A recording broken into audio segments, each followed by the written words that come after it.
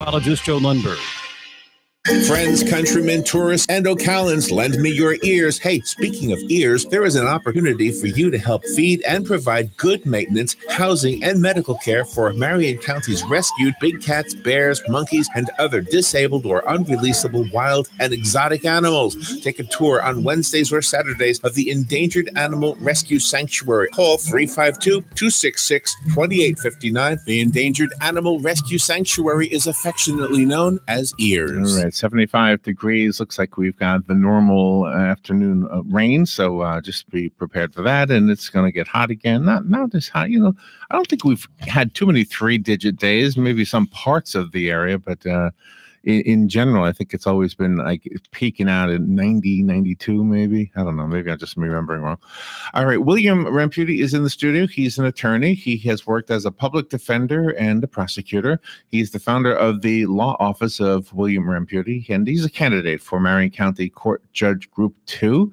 So he's here to tell us about why he wants to be a judge and what he will do if he's elected to be the judge. Good morning, sir. Again, now that we're officially Good on morning. air. Good morning.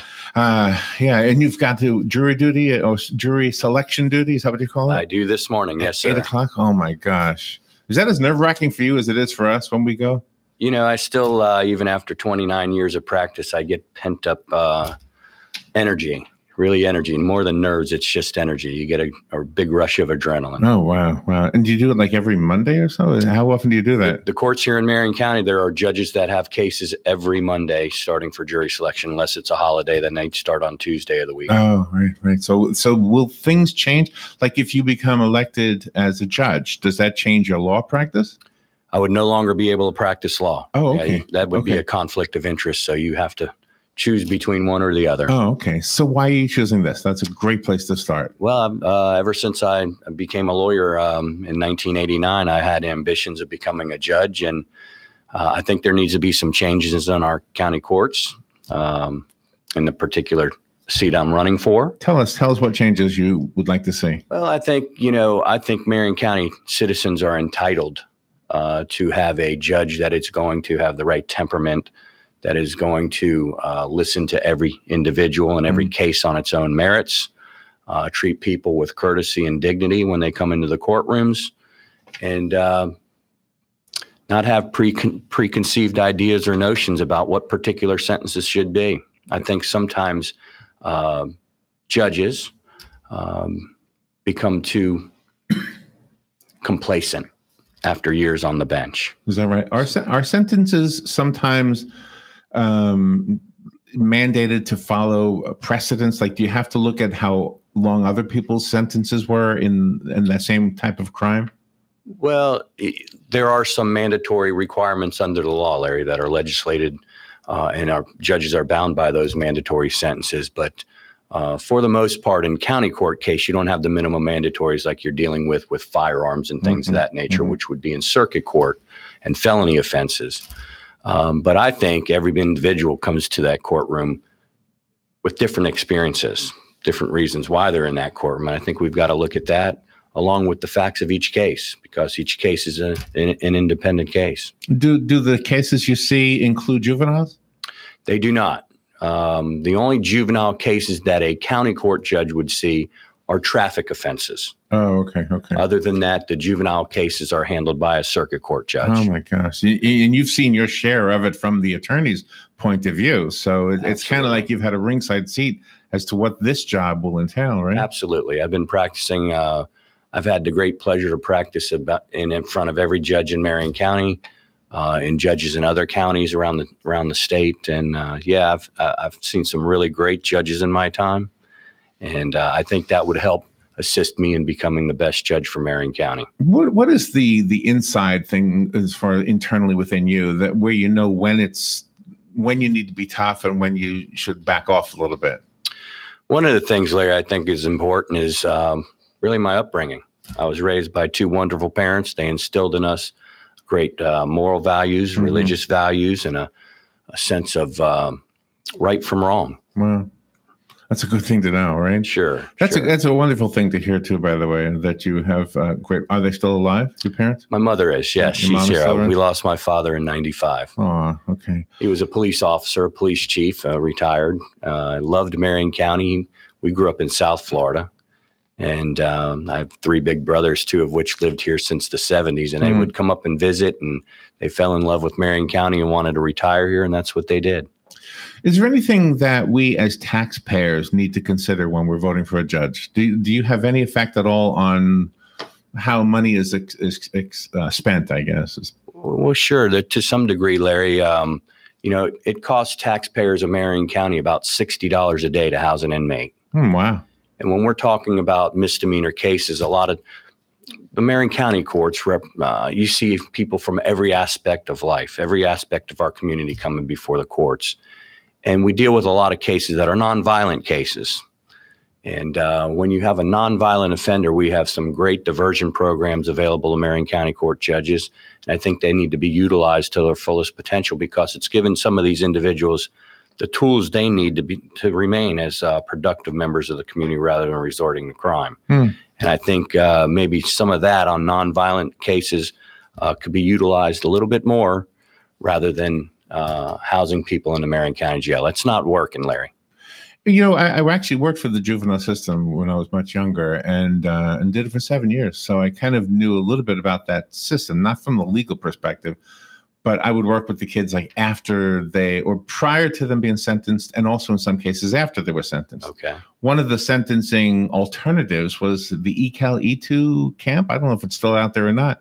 But my first thought was, how is that, rehabilitating kids? And then my second, after seeing it for a while, it works. So do we have that for adults too, like Sure. alternative sentencing? Sure. We're blessed in Marion County to have a veterans treatment court program that's available to veterans that are in need of some services. We have a mental health court program, which of course addresses people with some mental health issues. There's a drug court program and a DUI court program. Actually, the DUI court program is run or overseen by the judge for Group 2. Is there anything you would like to see brought into the court system that's not there now?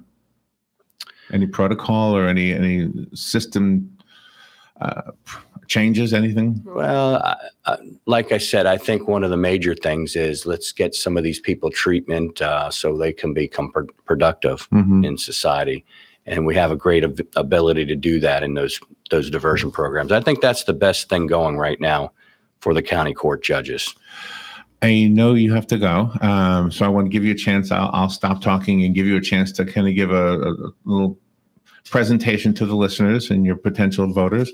And then if you're okay, before we went on the air, I kind of cleared it with you. I can do my left field question. Sure. This is just entertainment, okay? All right, I'll let you talk. Absolutely. Well, Larry, as you know, today is the last day for people that are not registered voters to be able to get out there with our supervisor elections and get registered for the primary election, which is on August 28th. And I'd like to tell voters it's very important for voters to become educated voters. They should do the research on the candidates that are up for election. I think my background, Larry, being on both sides, as a prosecutor, as a public defender, I've done civil work, which I've represented people, plaintiffs, and also defendants in civil cases.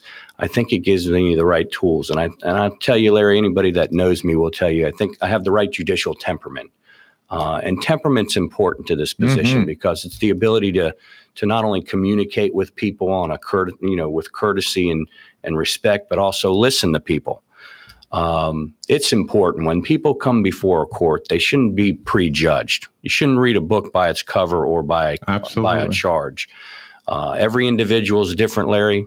Every case is different. And we need a judge that's going to be on the bench and will take the time and the patience to listen to the facts of every case, to look at the background of the individual, and then reach an appropriate sentence.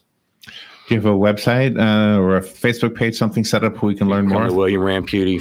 There's a William Ramputi for Judge Facebook as well. Okay.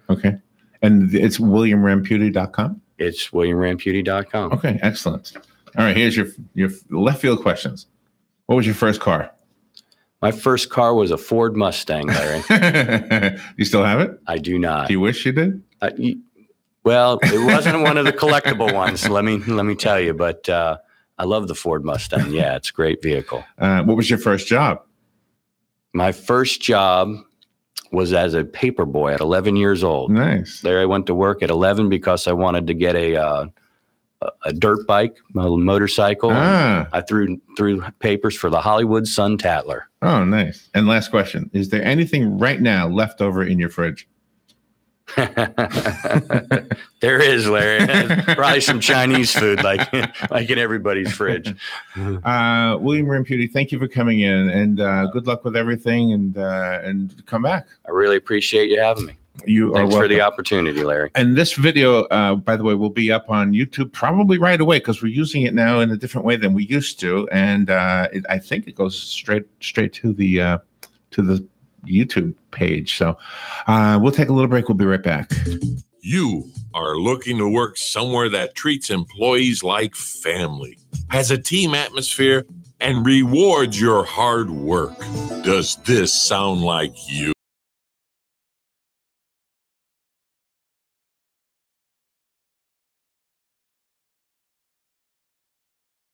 Benefits. Visit drsinstall.com. That's drsinstall.com.